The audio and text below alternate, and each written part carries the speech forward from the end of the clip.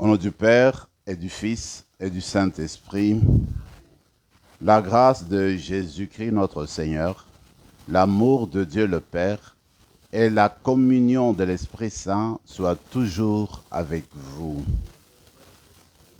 Nous tendons vers la fin du temps pascal et nous savons très bien que ce temps est couronné par la fête de la Pentecôte.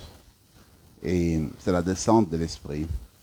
Pour vivre ce moment, commençons par préparer nos cœurs, de sorte que, au jour de la cinquantaine, que l'Esprit puisse descendre dans nos cœurs et renouveler nos dons. Aujourd'hui, nous célébrons la fête de Saint Philippe Néri, un saint extraordinaire qui a fondé l'oratoire et puis les personnes qui sont occupées de la formation des jeunes. Combien nous avons besoin aujourd'hui dans notre siècle, dans notre monde, des formateurs de la trempe de Philippe Néri pour s'occuper de nos jeunes. Nous demandons que l'Esprit du Seigneur puisse susciter beaucoup de personnes pour se dédier au bien des jeunes. Commençons par nous tourner vers le Seigneur en ce mois de Marie, tout en demandant que Marie elle-même demeure avec nous dans la prière de demande de la descente de l'Esprit. Commençons par reconnaître nos manquements, nos faiblesses, nos péchés. Seigneur Jésus envoyé pour guérir le cœur qui reviennent vers toi, Seigneur, prends pitié. Ô Christ, venu appeler les pécheurs, ô Christ, prends pitié. Seigneur, qui siège à la droite du Père, où tu intercèdes pour nous, Seigneur, prends pitié. Que Dieu Tout-Puissant nous fasse miséricorde, qui pardonne nos péchés et nous conduise à la vie éternelle. Prions le Seigneur.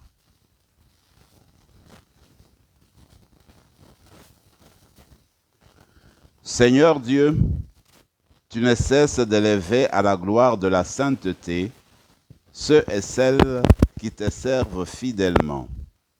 Accorde-nous d'être embrasés du feu de l'Esprit Saint qui habitait admirablement le cœur de Saint Philippe Néri. Par Jésus-Christ, ton Fils, notre Seigneur, qui vit et règne avec toi dans l'unité du Saint-Esprit Dieu, pour les siècles des siècles.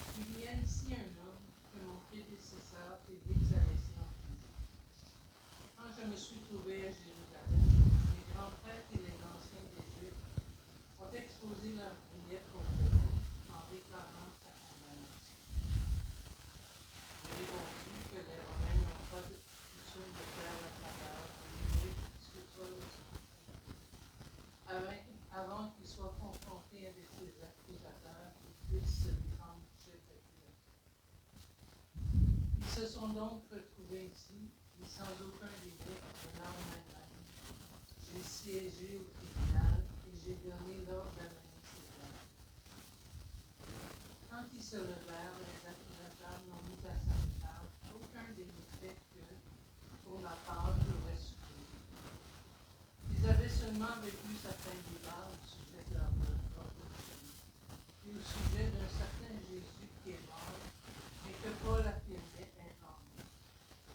Quant à moi, embarrassé devant la suite à donner à l'instruction, j'ai demandé à Paul s'il pouvait aller à Jérusalem pour y introduire sur ce travail. Et Paul a fait appel d'être gardé en prison jusqu'à la décision. J'ai donc ordonné de le garder en prison jusqu'au renvoi de sa peine devant moi. Parole du Seigneur. Nous rendons grâce à Dieu.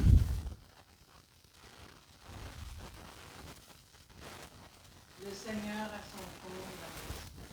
Le Seigneur a son trône dans les cieux. Bénis le Seigneur de mon âme, bénis son nom éternel tout mon être. Bénis le Seigneur de mon âme, n'oublie aucun de tes bénis. Le Seigneur a son trône dans les cieux. Comme le ciel domine la terre, fort est ton amour toujours. Aussi loin qu'est l'Orient de l'Occident, il est loin de Le Seigneur a son trône dans les cieux. Le Seigneur a son trône dans les cieux, sa royauté s'étend sur l'univers. Messager du Seigneur, bénissez-le, invincible porteur de ses œuvres. Le Seigneur a son trône dans les cieux. Alléluia, alléluia. L'Esprit Saint descend sur la vie. Il vous fera souvenir de tout ce que vous. Alléluia.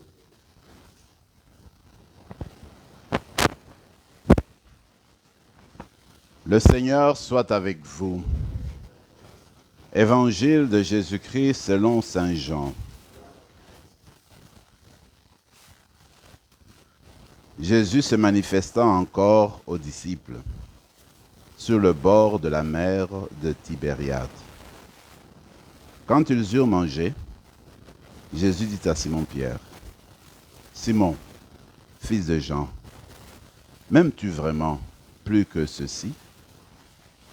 Il lui répond, « Oui, Seigneur, toi, tu le sais, je t'aime. » Jésus lui dit, « Sois le berger de mes agneaux. » Il lui dit une deuxième fois, « Simon, fils de Jean, m'aimes-tu vraiment ?» Il lui répond, « Oui, Seigneur, toi, tu le sais, je t'aime. » Jésus lui dit, « Sois le pasteur de mes brebis. » Il lui dit pour la troisième fois, « Simon, fils de Jean, m'aimes-tu » Pierre fut peiné parce que la troisième fois, Jésus lui demandait, « M'aimes-tu » Il lui répond, « Seigneur, toi, tu sais tout. Tu sais bien que je t'aime. » Jésus lui dit, « Sois le berger de mes brebis. Amen, amen, je te le dis, quand tu étais jeune, tu mettais ta ceinture toi-même pour aller là où tu voulais. Quand tu seras vieux, tu étendras les mains, et c'est un autre qui te mettra ta ceinture pour t'amener là où tu ne voulais pas aller. » Jésus disait cela pour signifier par quel genre de mort Pierre rendrait gloire à Dieu. Sur ces mots, il lui dit, « Suis-moi. » Acclamons la parole de Dieu.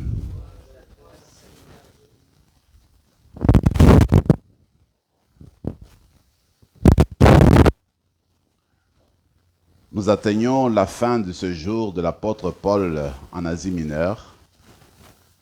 Il a été arrêté à Césarée, et puis il est passé par le jugement. Maintenant, ce qui est, c'est de voir que celui qui était responsable de la ville ne comprend pas exactement ce pourquoi Paul est accusé. Parce que ces affaires de mort, de résurrection, il ne comprend rien. Lui s'attendait à ce qu'au tribunal, il y ait accusation de crimes sérieux. Il n'a rien entendu de cela. Mais ce qui est admirable, c'est de voir que déjà le Romain, à l'époque, il ne pouvait pas condamner quelqu'un sans qu'on l'écoute, sans qu'on écoute la personne, et puis sans qu'on l'oppose à ses accusateurs. C'est déjà le début, n'est-ce pas, de la dynamique qui se passe dans nos tribunaux aujourd'hui. Mais toujours est-il que, en regardant l'histoire de Paul, on voit comment petit à petit, l'Esprit Saint l'oriente vers Rome. Alors, quand le gouverneur lui pose la question, est-ce que tu veux que je te retourne à Jérusalem pour que tu sois mieux jugé là-bas? Paul, certainement inspiré par l'Esprit du Seigneur, il recourt à sa citoyenneté romaine. Il dit non, moi j'aimerais que mon cas soit présenté devant l'empereur de Rome. Alors c'est ainsi que Paul partira à Rome en fait. Et de là on sait qu'il aura l'occasion aussi d'évangéliser. Comme pour dire, regardez, pour Paul, c'est que l'empereur, c'est que, disons, le gouverneur percevait comme quelque chose de pas trop d'importance, quelque chose de négligeable, la mort d'un certain Jésus, et que Paul dit qu'il est vivant, et il mène des discussions là-dessus, alors que cette personne-là, Jésus qui est mort et ressuscité, c'est celui qui a changé toute la vie de Paul, c'est celui qui oriente tout son ministère, qui oriente son avenir. Et c'est le cas, ça doit être le cas de chacun, chacune d'entre nous. La mort et la résurrection de Jésus est le pivot, n'est-ce pas, de notre spiritualité, de nos engagements, de ce que nous sommes. Et Paul l'avait compris dès le point de départ. Aujourd'hui, nous sommes invités à échanger là-dessus, à vivre cela, à approfondir cette réalité-là de notre foi. Le Jésus qui est mort, c'est le Jésus qui est ressuscité, c'est le Jésus qui est au centre de notre spiritualité, c'est celui qui donne sens à nos vies. Et à la manière de Paul, laissons-nous guider par l'Esprit. L'Esprit qui doit nous orienter, nous montrer où aller, justement pour partager et pour vivre cette foi-là concrètement et porter témoignage à Jésus mort et ressuscité. On peut peut-être prier pour tous les missionnaires, les personnes qui ont quitté leur territoire, les personnes qui vont aussi dans les périphéries, les personnes qui essayent de propager la foi aujourd'hui dans leur famille, dans leur communauté, parce qu'en fait, on ne peut pas être de repos, de tout repos, quand on a embrassé la foi chrétienne. Il faut tout le temps sortir, tout le temps partir, tout le temps se mettre en mouvement, se mettre en branle pour partager la richesse que nous portons dans nos cœurs et dans nos mains. Je trouve l'évangile fantastique. C'est la fin de l'évangile selon Saint Jean. Nous sommes au chapitre 21. C'est la dernière apparition de Jésus ressuscité. Et c'est au bord de la mer. Il avait préparé un petit déjeuner pour ses apôtres. Et voilà qu'en prend un repas, pose la question à Pierre. Pierre, est-ce que tu m'aimes? Alors, beaucoup de spéculations, même beaucoup de bons commentaires, nous montrent que, en fait, Pierre qui avait renié Jésus 3 fois, voilà maintenant que c'est le moment était venu de la réconciliation. Jésus lui pose la question 3 fois, comme si c'était pour réparer, pour reprendre la communion avec lui, pour reprendre la relation avec lui, une relation régulière, pour se rapprocher davantage. Et Pierre, dans sa simplicité, dit, Seigneur, tu sais que je t'aime. Vous vous rappelez, au moment de la passion, Pierre, de son propre chef, voit Jésus dit, écoute là, même si tout ce monde-ci t'abandonne, moi là, je ne t'abandonnerai jamais. Je suivrai jusqu'au bout.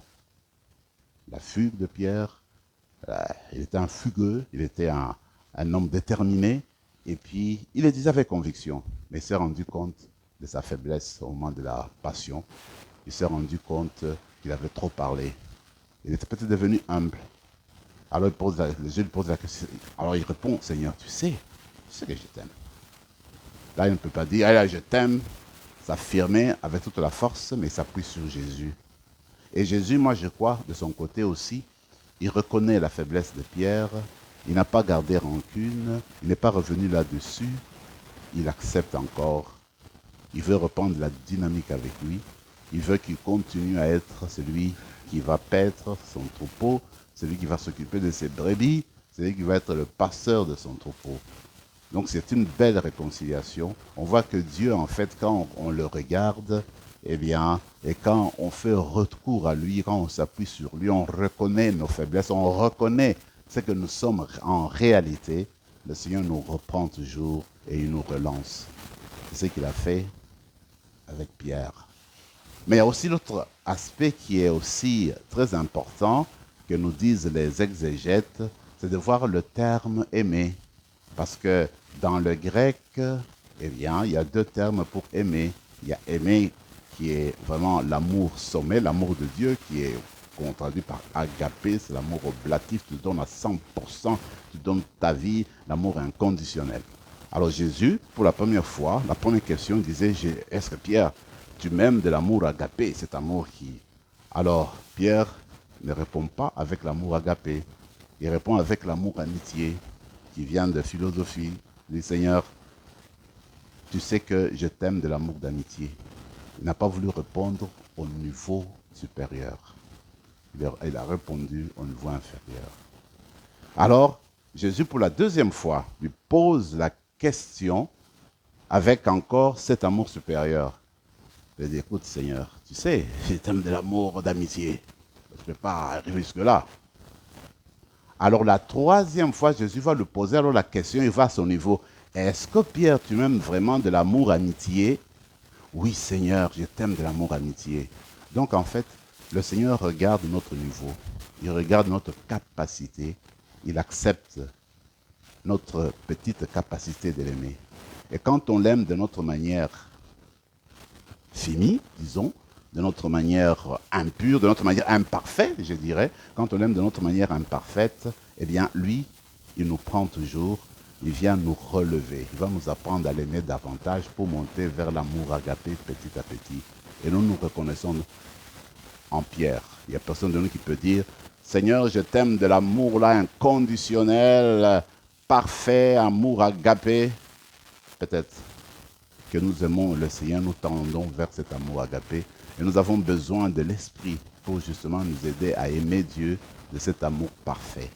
Et on peut terminer cet amour amitié. Ce n'est pas seulement sur les lèvres, cet amour amitié doit se conclure. C'est pourquoi Jésus dit, parce que tu m'aimes de l'amour amitié, occupe-toi de mes brebis, occupe-toi de mon troupeau. Donc, c'est la même chose avec nous. Parce que nous acceptons de cheminer avec Jésus, nous acceptons d'exprimer notre amour. Cet amour ne va jamais rester au niveau des paroles, ça va toujours se concrétiser dans des actes concrets, c'est-à-dire s'occuper des personnes autour de nous, aimer toutes les personnes que le Seigneur nous envoie au quotidien, entrer en relation avec notre entourage et les aimer de l'amour de Dieu. Voilà concrètement ce que le Seigneur nous propose aujourd'hui. Alors on va continuer notre célébration eucharistique alors que nous nous préparons, n'est-ce pas, à la fête de la Pentecôte. On va demander la grâce spéciale d'avoir le cœur de Saint Philippe Néri. C'est lui qui, dans sa vie, a essayé de sa manière, de se laisser inspirer par l'esprit, d'aimer les jeunes, de voir comment le lancer, le relancer dans la vie. Et on parle de lui comme un saint joyeux, celui qui était comme extraordinaire, qui amenait les gens en fait à faire parfois des blagues. Alors moi je trouve que c'est un appel qui nous est adressé aujourd'hui à nous changer, à nous transformer. Quand on suit le Seigneur, on n'est pas toujours celui qui a le visage renfrogné, le visage sérieux. Vous vous rappelez, le pape nous disait dans sa première exhortation, il ne faut pas que les chrétiens aient le visage comme des gens qui viennent de deuil. Et voilà, Philippe Néri nous dit, il faut sourire parce qu'on aime Jésus. Il faut garder la joie du Seigneur, hein, la joie d'être pardonné, la joie du Seigneur ressuscité, la joie de savoir que Dieu est de notre côté, que Dieu accepte notre petite capacité d'amour et qu'il veut nous faire grandir. Que cette Eucharistie donc fasse de nous des personnes joyeuses. Que cette Eucharistie vienne raffermir notre foi. Que cette Eucharistie ouvre largement nos cœurs pour accueillir l'Esprit qui vient. Amen.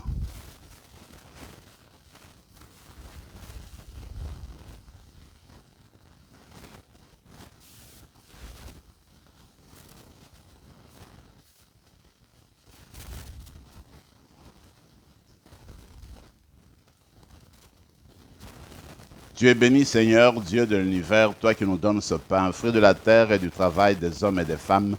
Nous te le présentons, il deviendra le pain de la vie.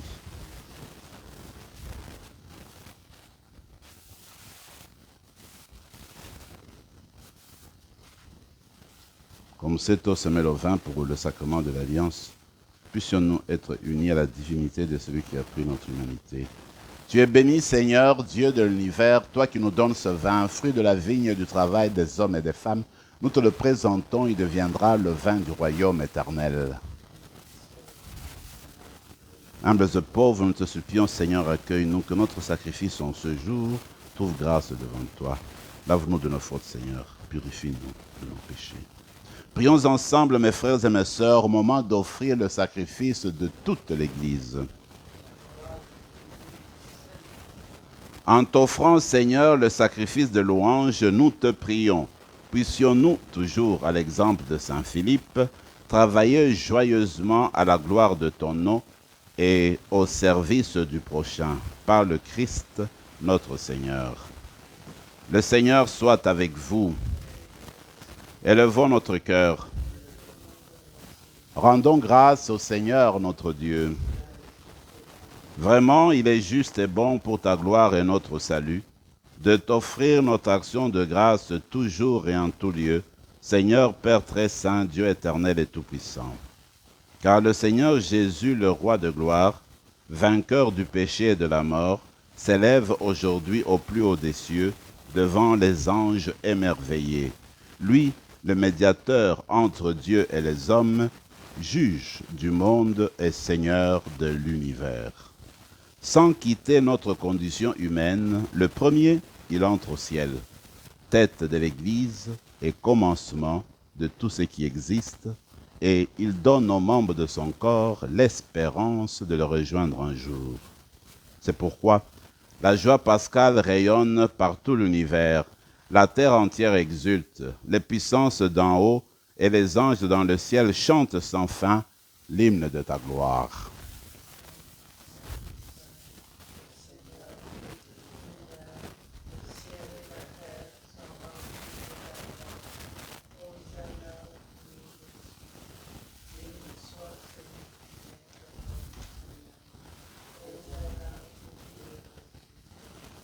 Toi qui es vraiment saint, toi qui es la source de toute sainteté, Seigneur, nous te prions, sanctifie ces offrandes en répandant sur elles ton esprit, qu'elles deviennent pour nous le corps et le sang de Jésus le Christ notre Seigneur. Au moment d'être livré et d'entrer librement dans sa passion, il prit le pain, il rendit grâce, il le rompit, et le donna à ses disciples en disant, « Prenez et mangez-en tous, ceci est mon corps, livré pour vous. »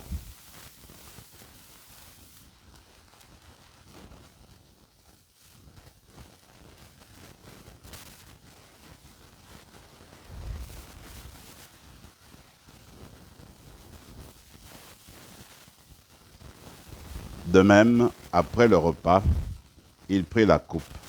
De nouveau, il rendit grâce et la donna à ses disciples en disant, « Prenez et buvez-en tous, car ceci est la coupe de mon sang, le sang de l'alliance nouvelle et éternelle, qui sera versé pour vous et pour la multitude en rémission des péchés.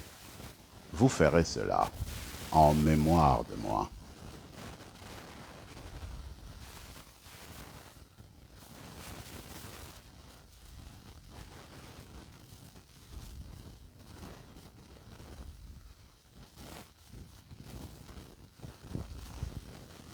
Acclamons le mystère de la foi.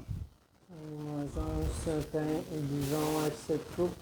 Nous annonçons ta mort, Seigneur ressuscité, et nous attendons que tu viennes. En faisant ainsi mémoire de la mort et de la résurrection de ton Fils, nous t'offrons, Seigneur, le pain de la vie et la coupe du salut. Et nous te rendons grâce, car tu nous as estimés dignes de nous tenir devant toi pour te servir. Un moment de demande, qu'en ayant part au corps du Christ, nous soyons rassemblés par l'Esprit Saint en un seul corps. Souviens-toi, Seigneur, de ton Église répandue à travers le monde. Fais-la grandir dans ta charité en union avec notre pape François, notre évêque Marcel, Yvan son auxiliaire, et tous les évêques, les prêtres et les diacres. Souviens-toi aussi de nos frères et sœurs qui se sont endormis dans l'espérance de la résurrection. Et souviens-toi, dans ta miséricorde, de tous les défunts. Accueille-les dans la lumière de ton visage. Sur nous tous, enfin, nous implorons ta bonté. Permets qu'avec la Vierge Marie, la bienheureuse Mère de Dieu, avec Saint Joseph, son époux, les apôtres, Saint Philippe Néri et tous les saints qui ont fait ta joie au long des âges, nous ayons part à la vie éternelle et que nous chantions ta louange et ta gloire par ton Fils Jésus, le Christ. Par lui, avec lui et en lui, à toi, Dieu le Père Tout-Puissant, dans l'unité du Saint-Esprit, tout honneur et toute gloire pour les siècles des siècles.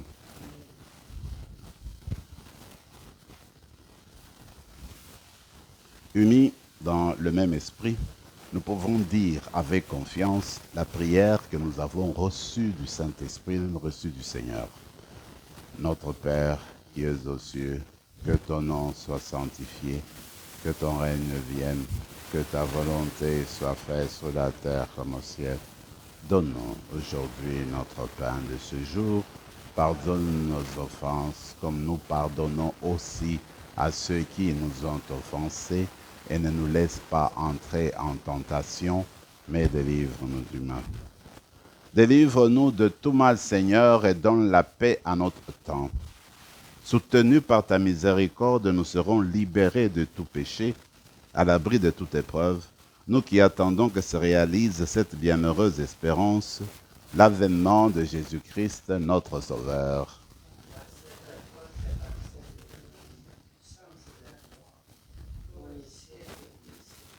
Seigneur Jésus-Christ, tu as dit à tes apôtres, je vous laisse la paix, je vous donne ma paix. Ne regarde pas nos péchés, mais la foi de ton Église, pour que ta volonté s'accomplisse. Donne-lui toujours cette paix et conduis-la vers l'unité parfaite, toi qui vis et règnes pour les siècles des siècles. Que la paix du Seigneur soit toujours avec vous. Agneau de Dieu, de façon Jésus-Christ, remis en cette coupe, nourrissons-nous la vie éternelle.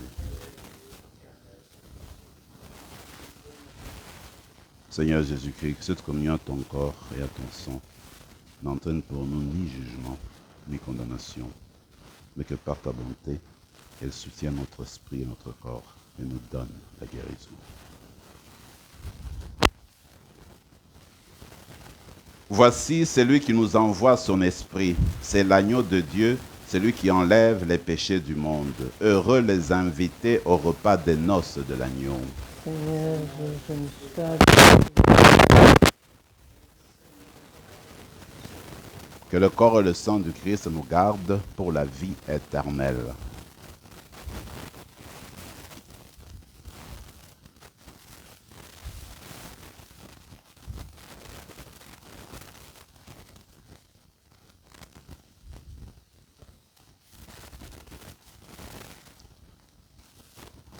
Le corps du Christ. Le corps du Christ.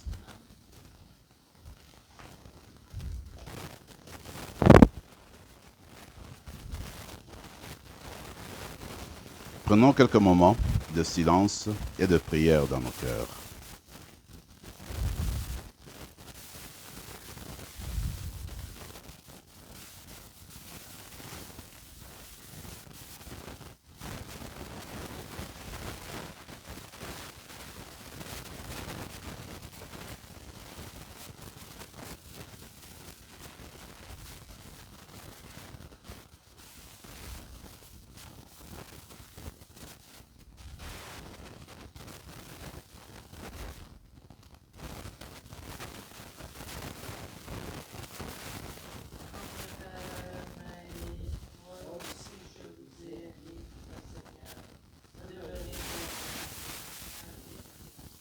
Prions encore le Seigneur.